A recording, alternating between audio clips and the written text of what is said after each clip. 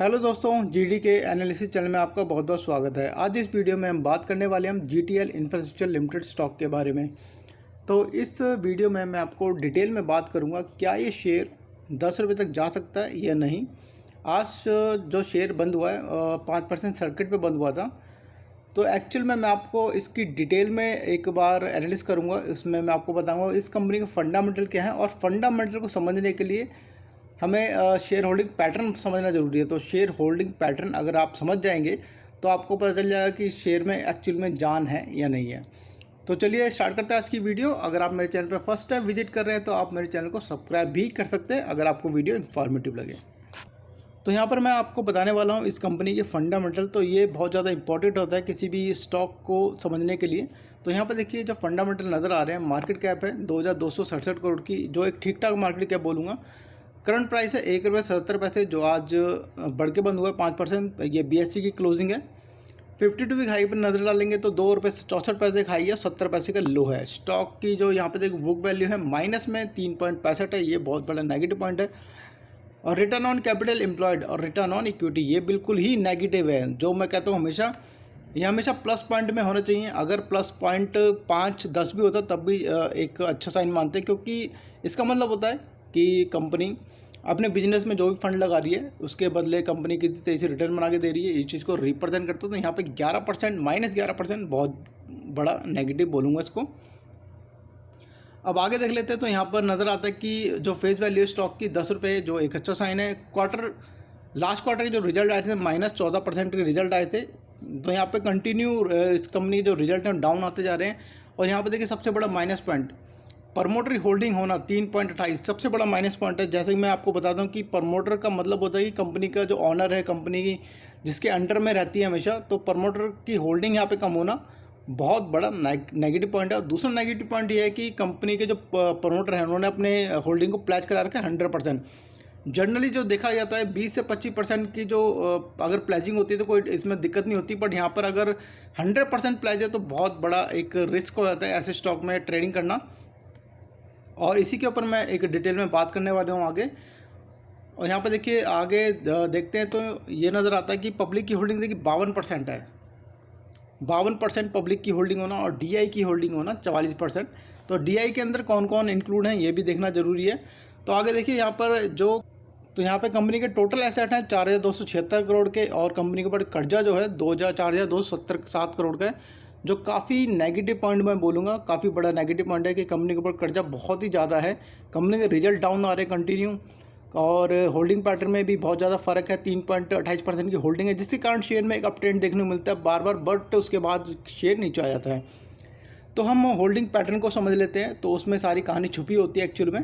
तो अब बढ़ते हैं होल्डिंग पैटर्न की तरफ। तो यहाँ पर हम समझने की कोशिश करेंगे होल्डिंग पैटर्न को। अगर आपको किसी भी कंपनी में इन्वेस्टमेंट करनी है लॉन्ग टर्म या शॉर्ट टर्म, आपको होल्डिंग पैटर्न समझना बहुत ज़रूरी है। अगर आपने होल्डिंग पैटर्न को समझ लिया तो 60-70% आप समझ जाएंगे कि इस स्टॉक में जान है या नहीं है।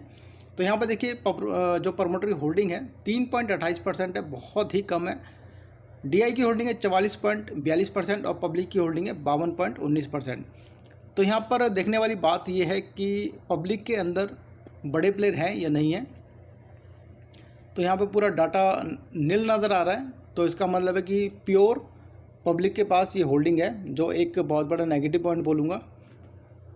दूसरा डीआई के अंदर कौन है ये देखना ज़रूरी है। तो डीआई के अंदर हमको नज़र आ रहा है, यहाँ पे देखिए यूनियन बैंक की holding 12%, central bank of India 7.5% के आसपास, बैंक ऑफ बड़ौदा 5.5% के आसपास, IOB 5.25% के आसपास होल्डिंग।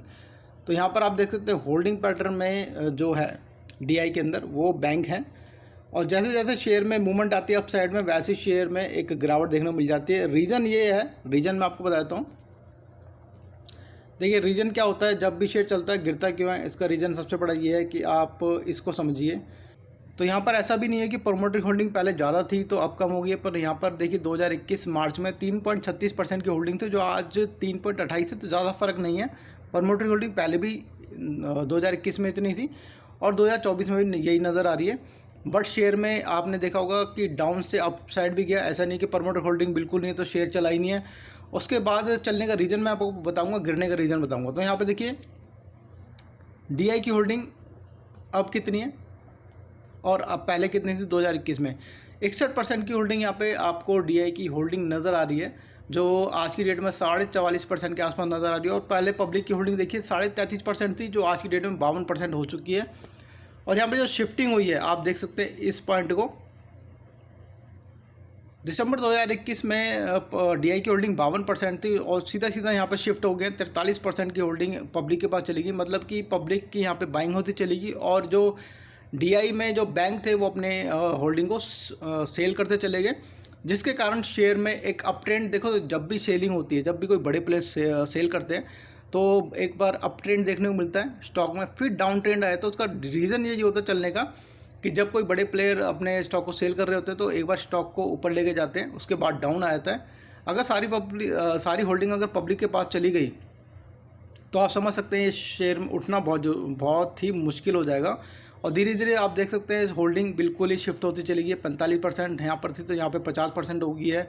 तो होल्डिंग पैटर्न को समझना बहुत ज़रूरी है। अगर सारी होल्डिंग जैसे मैंने आपको बताया DI से निकल के पब्लिक के अंदर आ जाती है तो बहुत बड़ा एक नेगेटिव फैक्टर बोलूँगा इसको।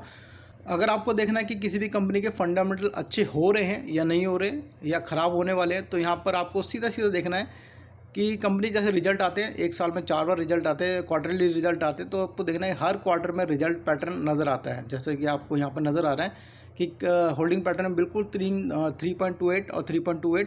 अगर यहाँ पे होल्डिंग पैटर्न में थोड़ा सा फ़र्क आया था, मतलब 3.28 की जगह यहाँ पर होया था 6 पॉइंट, तो लगभग यहाँ पे हमें ये पता चल जाता है कि प्रमोटर अपनी होल्डिंग को बढ़ा रहे हैं। जब प्रमोटर अपनी होल्डिंग को बढ़ाते हैं तो इसका मतलब है कि कहीं ना कहीं कंपनी के अंदर एक अच्छा साइन मिल रहा है और यहाँ पे फंडामेंटल सुधरते हुए नज़र आ रहे हैं। बट यहाँ पर उल्टा हो जाए कि प्रमोटर अपनी होल्डिंग को कम करे जा रहे हैं तो वो एक नेगेटिव साइन हो जाता है, और पब्लिक की होल्डिंग बढ़ती जा रही है, ये भी एक नेगेटिव साइन हो जाता है।